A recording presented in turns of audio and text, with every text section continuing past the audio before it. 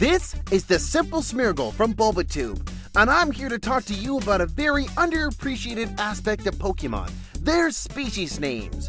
Looking at a Pokemon in the Pokédex of any generation gives us a snapshot of information. We can hear their cry, the area and the current region where they may be obtained in the wild, and a bit of personal data about the Pokemon.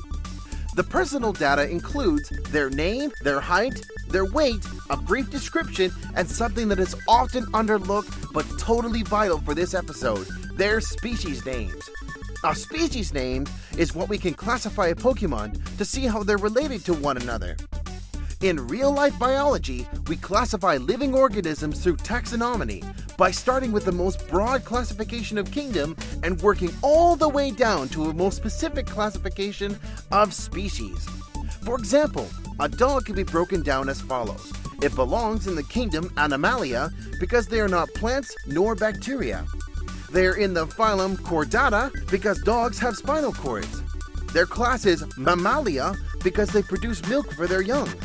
They belong in the order of Carnivora because meat is their main food source. Their family is Canidae, which houses dogs, wolves, coyotes, and foxes. Their genus is Canis, which includes the previous four with the exclusion of foxes. And finally, their most specific classification in their species name is Canis familiaris. Pokemon only have species names. I'd be curious in knowing exactly how they relate on a grander scale, but sadly, there's no information as such besides Arceus allegedly creating the universe and the thought of Mew being the ancestor to all Pokemon. I'd imagine they divide it up much like our kingdoms do. Most Pokemon have unique species. That is to say, they have their own classification different from others. However, outside their evolutionary lines, there are a few similar species names. I will only mention those who are completely identical names, or else it'll get lost in variations, such as Ekans being the snake Pokemon and Onyx being the rock snake Pokemon. Let's get to it! Bulbasaur's evolutionary line and Sunkern are all known as the seed Pokemon. Charmeleon, Charizard, Flareon, Moltres, and Infernape all share the same species names of flame Pokemon. Squirtle is a tiny turtle that evolves into the turtle Pokemon, sharing a similar species as Turtoga, the proto-turtle Pokemon. But proto? Blastoise is the shellfish Pokemon that shares the same species as Kabuto and Kabutops. Although, with a species names like that, I'm surprised they'd share at all. Both Caterpie and Wurmple in Japanese are the caterpillar Pokemon, with a close relative to Weedle, the hairy caterpillar Pokemon. Metapod, Silicone, Cascoon are all the chrysalis Pokemon. Both Butterfree and Beautifly are the butterfly Pokemon, for more than obvious reasons. Although in English, Metapod and Kakuna share the same species name of Cocoon Pokemon, that is not the case in the original Japanese entry, where Kakuna is known as the Pupa Pokemon. Now let's look at some tiny stuff. Pidgey, Spearow, Natu are all the tiny bird Pokemon. Speaking of tiny, check out these mouse Pokemon, including Rattata, Raticate, Pikachu, Raichu, Sandslash, and Sandshrew. Generation 1 definitely had a rodent problem. Be gone. Interestingly enough, Clefairy was the fairy Pokemon before fairies became an officially recognized type. Snubbull and Gramble are also part of that species classification. So, I guess you could classify them as the hipster fairy Pokemon. Oh god, my mother is a hipster. Vulpix, Ninetale, and Fennekin's evolutionary line are all known as the fox Pokemon. Igglybuff's evolutionary line, Quillfish, and Driftbloom are classified as the balloon Pokemon.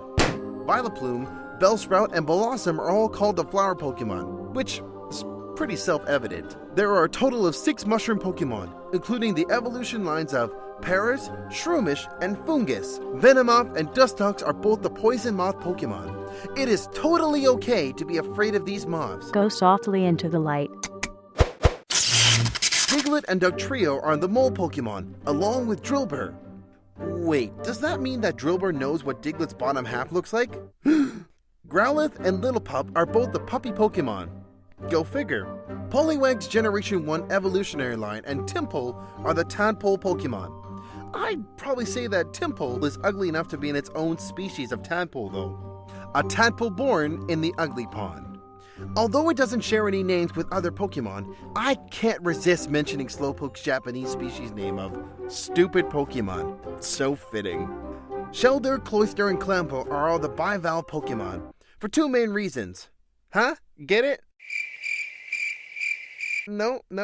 No, we shall move on then. Both Kingler and Caesar are also known as the pincer Pokemon. Execute and Chansey are both the egg Pokemon. Don't worry, I won't bother making a joke about them. Nidoking, Nidoqueen, Rhydon, and Rhyperior are also known as the drill Pokemon. The following all fall into the species names. All of Horsey's and Dratini's evolutions, and both Salamence and Gudra.